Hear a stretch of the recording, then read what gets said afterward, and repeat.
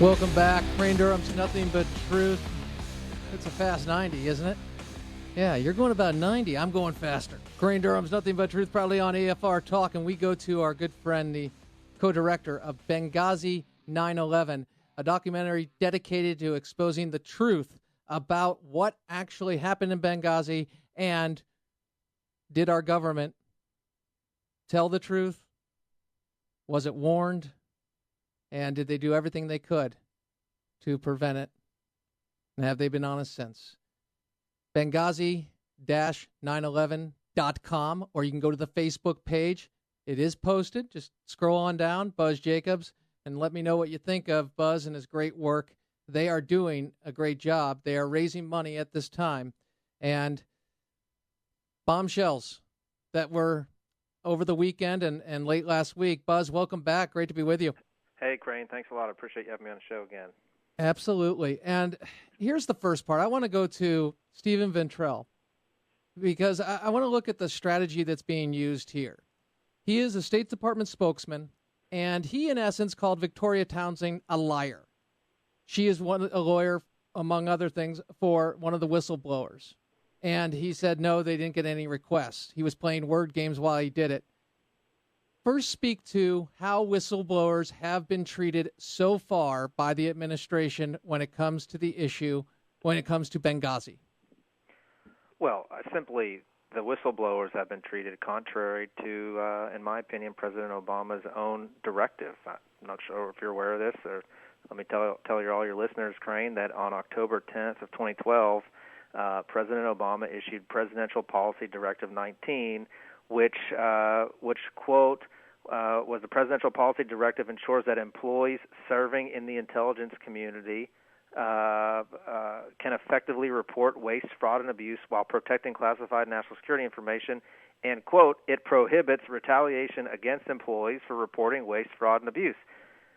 And based on all the reports that we've heard, based on members of Congress, including Congressman Chaffetz from Utah, over the weekend saying that is totally contrary, that these people are being threatened, their careers are being threatened. They are being, it's being suggested that, hey, if you talk about this, that promotion that you were thinking about getting next year, well, you can forget about it. So it's very much a problem, and it's contrary to the president's own written and stated policies. Okay. So it is happening, at least reportedly happening. It's contrary to the policies. And now there is more. In fact, Representative Stephen Lynch talks about the talking points that were given and how they were not accurate. And this is in regard to the video and what Susan Rice, 5 days later, told the country on 5 shows about the video being the cause of this and not knowing whether to call it a terrorist attack or not. Here is Democrat Stephen Lynch this weekend. Roll it. They certainly weren't accurate. I don't know what the process was there, but absolutely they were false. They were wrong. There were no protests outside of the Benghazi compound there. This was a deliberate and strategic attack on the consulate there. So any statements that this was sort of like the other protests that we saw in Cairo and other embassies, this was not that type of. It was not that type of protest. They are false. So, Buzz, that's not a surprise to you, but it is surprising that now we are having people from both parties acknowledge that fact. And I say thank God, because what we need to do is get to the truth. And, as I've said many times before, and I'll say again, this isn't a Republican or Democrat issue. This is a truth issue. And it's one where first of all, the families deserve the truth, first and foremost. But second, the American people deserve the truth. And really, the only way we're really going to get to the bottom of it is if there is a select committee that is comprised of both Republicans and Democrats, and that has full jurisdiction over the entire government with subpoena power. And hopefully, Congressman Wolf's bill from Virginia does pass, and hopefully it gains the support necessary to have a committee that can get to the bottom and really interview all these survivors, because again, we still yet do not know who the 33 survivors are. It's great And I'm presuming that none of the whistleblowers are the survivors. We'll hear on Wednesday whether or not that's accurate. But we have not yet heard from any of the 33 survivors, and it's still remarkable here after all this time that we still do not know who they are and that we have not heard from them. It is remarkable, and what I want to get specifically is hearings are great, but you want a bipartisan panel to look into this and investigate it fully. If it was up to me, I Yes. would support that, and I think that it makes sense. If there's nothing to hide, if there truly is nothing to hide, then there should be a bipartisan committee to investigate this. But again, this is not a matter of partisan politics; it's a matter of truth. What the goal of our film is, Crane, is to make sure that true story is told. I'm more willing to let the chips fall where they may. If it turns out that all the things I've ever said on this show, or all the things that I think have happened, and I'm wrong, my film will say that. I mean, we want the true story to be out there, and it needs to be accurately recorded in history. And so I just say let the chips fall where they may. The American people deserve the truth, and let's get it. And this is something that will be leveled at people like you and those who are actually have been asking questions. This is politically motivated. It's a dodge. We see it every time there's a scandal or a potential scandal. And again, I am saying if I say there's a scandal only because we have contradictions, we have a news organization at 60 Minutes holding video that they knew would contradict the president after a debate regarding terrorism. We have the bogus timeline. We have requests. And now we have Gregory Hicks, the deputy chief of mission at the U.S. Embassy in Libya at the time of the attack. And he has revealed that, well, there was a call for forces to be a response. And apparently they weren't answered. Yep, you're right. But you know what we don't know still is who gave the order to stand down, and that's one of the outstanding questions that the Obama administration seemingly does not want to answer. You know, I just get back to if you got to think of this, if the President of the United States would have pulled into the White House Situation Room, which I've been in many times, is that if he pulled in the Secretary of Defense and the Secretary of State and a chairman of the Joint Chiefs of Staff and a director of the CIA and a director of National Intelligence and said, okay, I'm not leaving this room until I'm satisfied that we are doing everything that is humanly possible to send help to these 4 Americans and others who were under attack, and that's not what he did. I mean, there's an old saying, the fish rots from the head down. Well, in this case, when the president goes to bed, it sends a message to the rest of the agencies. This isn't really that important. It doesn't really matter. And that's really contrary to everything the president said.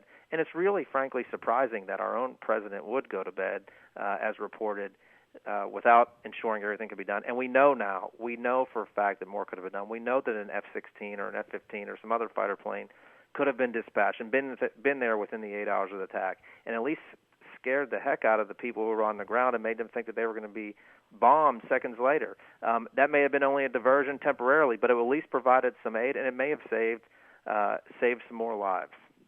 Could they make I know this is going to sound silly, but you said you've been brought in that situation where these events, not this event, obviously, but events have called for people to meet and with the president. Is this the type of event that would have demanded and commanded that response in the sense as it was being processed? Yeah. Well, don't misunderstand me. Now, when I say the president bringing in, I mean he's bringing in his cabinet's secretary level people. I mean the people who make the decisions, the people who, when they snap their fingers in an agency, things get done because they're in charge. They're the boss, and the only people they report to is the president. And if the president is not engaged, and I won't get into any instances of what I witnessed in the Bush administration, but I can tell you many times where I was there, but the president may have been in Texas, or the president may have been somewhere else, and things just don't move as quickly at the White House. And our whole national security apparatus is supposed to respond to the president's wishes, no matter where he is, of course. However, when the president goes to bed, again, it sends a signal, and that's problematic. So hopefully, we can learn the truth about really what were the president's orders. Were he Who did he give them to? What were the responses? Was he mad that they weren't doing more? There's so many questions, again, that remain unanswered, and I hope that these hearings are the start of getting to the bottom of them, but we still need to hear, I think, more from some of the senior folks in the Obama administration, some of whom have left already.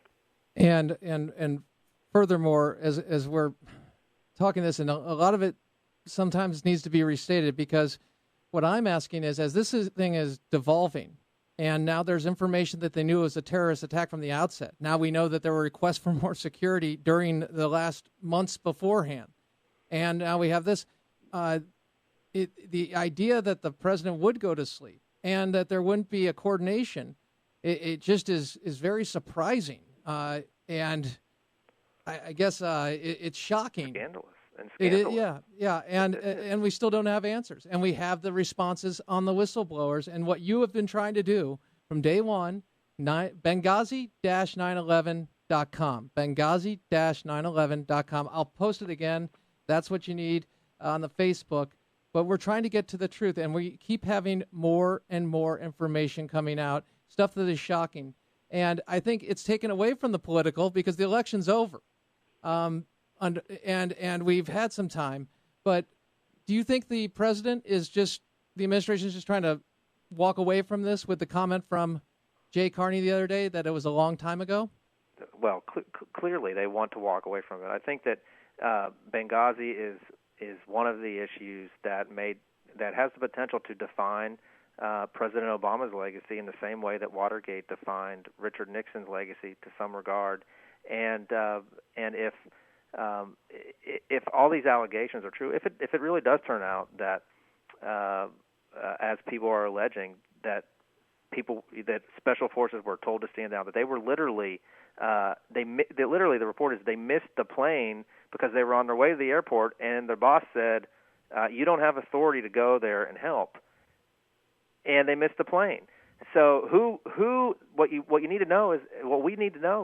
Who gave that order? Was it the President of the United States himself who said no? Was it the Chairman of the Joint Chiefs of Staff? And if he did, in my experience, an issue of matter of life and death, and especially in the middle of a presidential election, there's one person who's making those decisions because the buck stops with that person. And you know who that is, Crane. I'm talking about, right? President Obama. The buck stops there. That's the truth. That's especially when we're in the middle of a presidential election. Benghazi-911.com. I'll post it. Buzz Jacobs, I'd love to have you on Wednesday night. I'm just lobbying for you on air. That's how I'm doing it. Thank you, my friend. All right, Crane. Thanks so much. I appreciate it. Talk with you soon. Crane Durham's Nothing But Truth. You can go to the Facebook page for more of the show, the after show, if you will. Crane Durham's Nothing But Truth, probably on AFR Talk.